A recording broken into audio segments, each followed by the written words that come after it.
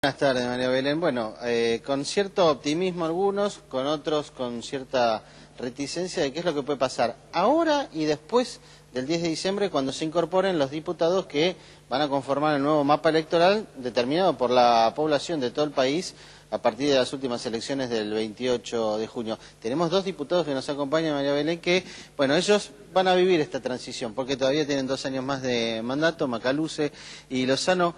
¿Con qué expectativa viven esta alternativa que para algunos dirigentes de la oposición se abre la posibilidad de recuperar el Parlamento y para otros es una etapa tan complicada como la anterior porque todavía los números el oficialismo los sigue manejando?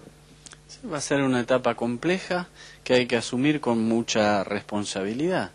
El Poder Ejecutivo tiene que gobernar, no tiene que gobernar la oposición, y el gobierno tiene que escuchar y el Congreso tiene que decidir autónomamente. Si hacemos eso, va a ser interesante porque el poder va a estar más repartido adentro del Congreso y va a haber que conversar mucho para encontrar un consenso.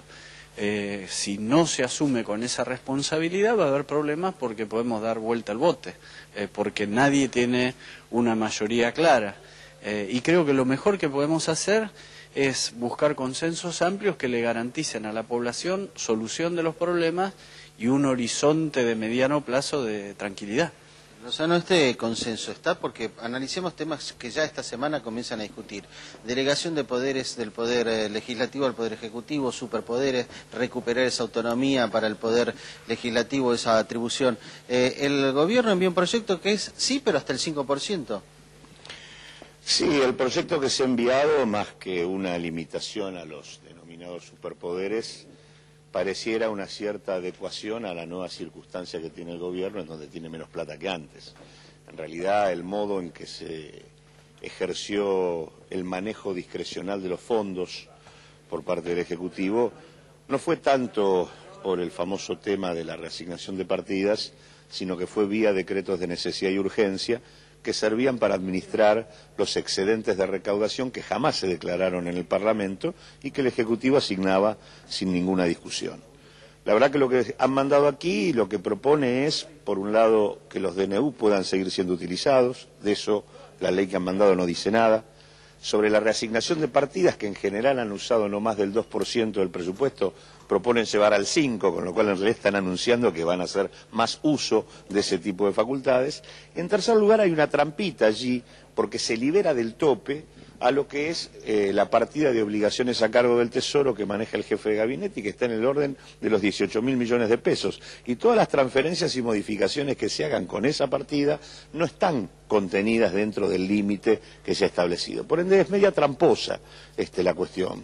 Me parece que, en todo caso, la verdad es que creo que vamos a un Congreso donde no hay mayorías definidas, donde cada tema va a obligar a una discusión en serio, y creo que es un buen contexto para poner en la agenda los temas principales del país. La preocupación nuestra hoy es que estamos discutiendo por ahí al revés. Yo la verdad que si me hubieran preguntado, hubiera puesto como primer eje de la discusión de la Argentina los 14 millones de pobres, y no el tema de cómo subir o bajar retenciones, ni el tema de las facultades delegadas. Lo que habría que discutir hoy es qué hacemos con los 14 millones de pobres y los 6 millones de indigentes. En este tema tal vez hay coincidencia de la oposición, no sé si tienen el mismo perfil de cómo solucionarlo, pero esto se ha escuchado en el grupo de dirigentes de la Unión Cívica Radical que fue a la Casa de Gobierno, lo decía esta mañana más temprano otro de nuestros entrevistados, el diputado Adrián Pérez. ¿Este consenso se puede lograr o habrá que pensar todos estos temas después del 11 de diciembre? Bueno, a mí lo que me sorprende es que a pesar de que todos decimos y hablamos de esto, cuando queremos armar la agenda parlamentaria y nosotros decimos con una asignación universal por hijo de determinado valor, ¿no? Algunos dicen 200, otros decimos 300, no habría hambre en la Argentina. Y la verdad que ese tema no aparece puesto en el primer lugar de la agenda. En el primer lugar de la agenda aparecen otras cosas. Aparece el Código Aduanero, aparecen las facultades delegadas, son todos temas muy importantes. Pero la verdad, el lugar en donde uno pone las cuestiones indica la prioridad que le asigna. Y es más, muchos tenemos hasta cierta sospecha de que si el gobierno resuelve que le sigan delegando facultades y si el sector agropecuario resuelve que le bajen retenciones, por ahí no discutimos qué pasa con la pobreza. Y vuelvo a insistir, el tema principal de la Argentina hoy es ese. El segundo sería salir de la recesión, y esto implica otro debate. Pero digo, la verdad que yo creo que muchas veces enunciamos las cuestiones, pero a la hora de fijar el orden de las cosas no es lo mismo que decimos. Entonces, yo decía casi con alguna ironía, Violcati en La Rural dijo que el tema central era la pobreza. Y yo le propongo formalmente, discutamos primero pobreza, después hablemos de las retenciones. Este tema, como decía, y con esto terminamos, diputado, usted interpreta tal vez invertido el orden, pero la agenda parlamentaria está impuesta. El Código Aduanero y discutir las retenciones debe ser una prioridad recuperada por el Poder Legislativo, o usted cree que quedará por lo menos hasta diciembre en manos del Ejecutivo y justamente del Código Aduanero? El Congreso tiene que recuperar sus facultades y debe ser el Congreso el que decida. Hay que llegar a un acuerdo racional. El Estado Nacional, a través del Poder Ejecutivo, tiene que seguir administrando. Creo que se puede llegar a un acuerdo. Ahora, yo comparto totalmente lo que dice Claudio. El primer punto a discutir para nosotros debiera ser cómo resolver la situación de hambre en que está casi el 30% de los argentinos.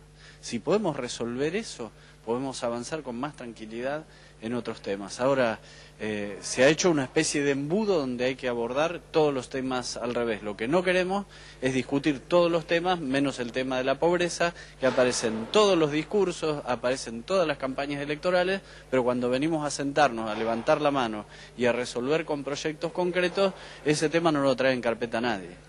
Muchas gracias, diputado. María Belén, bueno, sí. Toda la tarde estamos tratando de anticipar lo que será esta semana, que tanto en la Cámara de Diputados como en el Senado comienza el tratamiento. Como dicen los diputados, para ellos el orden de prioridades puede estar invertido, hay una agenda parlamentaria, pero temas que van planteando, sobre todo de aquí hasta el 10 de diciembre, si este Congreso recupera su papel adormecido, aletargado en estos últimos años, o si tal vez habrá que esperar en algunas cuestiones a partir de la nueva composición con el resultado electoral determinado el 28 de junio. Preguntarle, por favor, Roberto, ¿cuándo van a instalar en la agenda parlamentaria el tema de la pobreza? Porque hay una coincidencia con Unión Pro, inclusive, también, ¿no? Respecto de que ese tema hay que tratarlo. Bueno, la pregunta que hace María Belén desde el estudio es si ustedes creen que este tema de discutir la pobreza se podrá efectivamente instalar en la agenda parlamentaria, porque como usted reseñaba, bueno, acá tiene La Rural, pero también aquí Unión Pro habla de estos temas. ¿Se puede tomar, se va a instalar o hay que esperar? Ojalá que apoyen el proyecto nuestro de asignación universal por hijo. El proyecto está presentado, está girado a comisiones, estamos esperando su debate. Y vuelvo a insistir, si todos son fieles a lo que vienen diciendo, no habría dudas de que tendría que salir. Ahora, por alguna razón, no logramos que esté al tope de la agenda. Y ese es un tema, hay otros, todos estamos de acuerdo en que los saberes jubilatorios deben recomponerse y estamos de acuerdo que los fondos de los trabajadores deberían servir para financiar el sistema previsional. Si uno plantea que el ANSES sea un órgano autónomo democratizado, y la verdad que no encuentra muchos socios para acompañarlo. También está el tema del INDEC, en donde el tema de reconocer el papel de los técnicos y trabajadores desplazados para que sean un interlocutor principal en la reconstrucción del sistema de estadísticas y salir del atollador en el que nos han metido, también es un tema que está para discutir y sin embargo no están los números armados. Por lo tanto digo, me parece que hay muchos temas, pero vuelvo a insistir, hay uno primero y principal, que es el hambre y la pobreza. Desde ahí después hay que ajustar el resto de las políticas públicas. Bueno, María Belén, el tema ahí está planteado.